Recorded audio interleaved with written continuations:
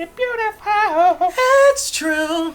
I'm not a dick. If you weren't beautiful, I wouldn't tell you to put your face on the internet. In a crowded place. I thought you were going to say something else. I thought you were going to say, I'm not a dick, so I wouldn't tell you to put your dick on the internet. Don't do that. What if you are a sentient dick and you're like, I'm not taking dick pics. It's just my profile picture. It's just my face. I have resting dick face. I have resting dick face.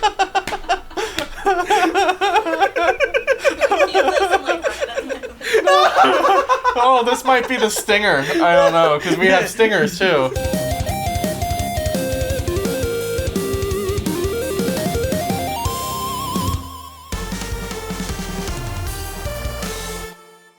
Hey everybody, Chad here. Dustin here also. Well, welcome Geekies to the first actual episode of StarFox. So we're probably gonna air that me episode like 2 hours before this episode as the prelude. But we're actually playing StarFox now. Hi everybody. We're pressing start again? Okay. No, here we go. We're going to the main menu. Oh, thank God. So no more tutorials. no more tutorials. Hi, my name's Fox McCloud. Vote for me. I'm the leader of the StarFox team. That's kind of egotistical, An elite don't you fighter think? squadron established by ex-Canadians. Ex-Canadians. They were non-violent whatsoever. It was not a good fighter squadron. I'm the entitled son of my talented father. Right. My daddy could do it, so I think I can do it too. I actually am giving him more of a young, peppy voice. A young peppy voice? Yeah. Like he's peppy or peppy? Peppy, yeah, like peppy. Peppy hair. Okay. Yeah, I'm a young peppy motherfucker. Uh-oh, looks like trouble down there. Slippy's Vegeta. Looks like trouble's down there. Wow, Vegeta, I can't believe you got your own ship. I am... I like how his mouth opens. I'm pretty happy with that. Oh, Falco, you're my BFF for life. Yeah, you gotta get your G diffuser. Oh, that's right, I have to look at them. Alright, move your... Okay. So, you have to look on the screen at them? Yeah. So this is trying to be an RPG element, maybe? No, it's just showing you how to use their broken targeting controls after they already showed you how to use their broken targeting controls. Then what's the fucking point? I don't know, man! I don't think they knew what the point of this game was. Come on, Falco said he can't wait to get to Corneria, so what are we doing? Oh, okay, they're rocking and rolling. Good job. I think they got back most of the original voice actors for this game, actually. Sounds like it. Yeah. Yeah, well, maybe not the original voice actor. Well, they did. I mean, look, I think this was one of the only Nintendo properties that actually have voice acting. Yeah! It's kind of a weird one to choose voice acting for. Well, I think the only way you can see the characters and relate to them, maybe. Or they just thought that reading text and trying to do this at the same time was a bad idea, so maybe you would actually want to hear them talk. Otherwise, it's basically just a third-person Ikaruga. What the hell is that? Ikaruga is a top-down shooter. Okay. Space shooter. Oh, yeah. Sorry, I completely forgot about that. I guess I just don't know its name, but I know what you're talking about. It's a really hard but really good bullet hell game. Well, speaking of which, we've been considering doing some Binding of Isaac playthroughs now that Afterbirth's come out. Mm-hmm. You want to see something cool? I bet I can do this. I bet I can do it. Ready for this? Woo! Oh, thread the needle. And, they make a lot of these look very similar to the old ones. Yeah, I mean, they kind of stopped doing that after this mission. Oh, because it's Corneria, right? This is just kind of bringing you back. But there are a lot of callbacks to the original N64 game, which I've played almost all of the StarFox games except for Assault. I didn't play anything after 64 except for StarFox Adventures. I mean, you brought that up before, and I enjoyed Adventures for what it was. Yeah, well, but then again, that also had a really weird tutorial level with Crystal in it. Yeah, it did. It was a very slow start.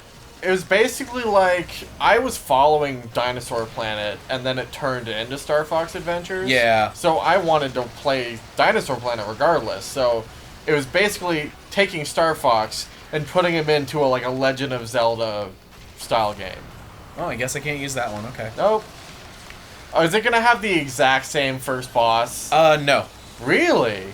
Yes. Is it gonna go into all range mode? Yes. Okay. As long as it does that. Oh, Yes, shit. we do that multiple times. Yeah. All range mode! Oh, let's take it in the back way. Good job. Oh, phase 1 is complete. You did a great job at getting those rings. Good job. Thank you. I really appreciate your support in this matter. Oh, I'm so supportive. You are very supportive, and I appreciate that. You shot the control tower. I don't give a fuck!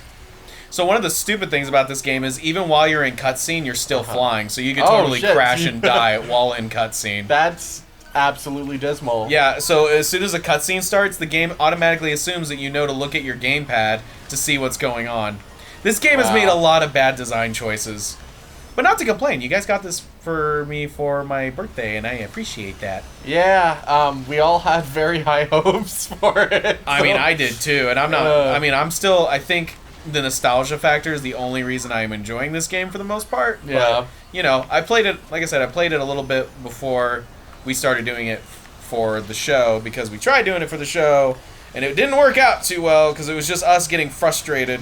Well, I'd say, like, you were getting frustrated and I was just dumbfounded. Like, I was completely at a loss for words. I couldn't understand what you were supposed to do. You know what I felt like? I felt like we were the parents who just got their kids something for Christmas or their birthday, and the kid doesn't know how to put it together, so we're trying our goddamn best to figure it out.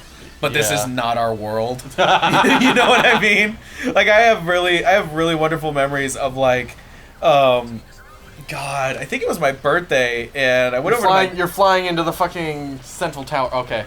Yeah, I know. That was... But I have really interesting memories of my dad. He That is so janky. It is very janky. Oh god, he hit the ground!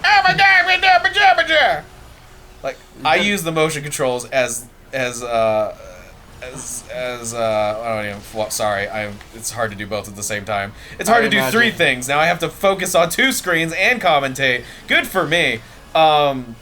Anyways, You gotta get one more gold ring and then you get another life? yes, actually. Okay, well at least that's an interesting... Yeah. Oh, Pop! I fucking know! What do you think are we doing? So, we're going back to, like, the parents just not knowing how things work, and, like, I think my dad had gotten me the Zord, the Power Ranger Zords from the movie. Yeah. The Ninjetti Zord. Ninjettis, yeah. And we were trying to figure out, like, how to put it together and shit. I don't know. It was definitely one of those situations where, like, I'm not from this world. I don't know how this works.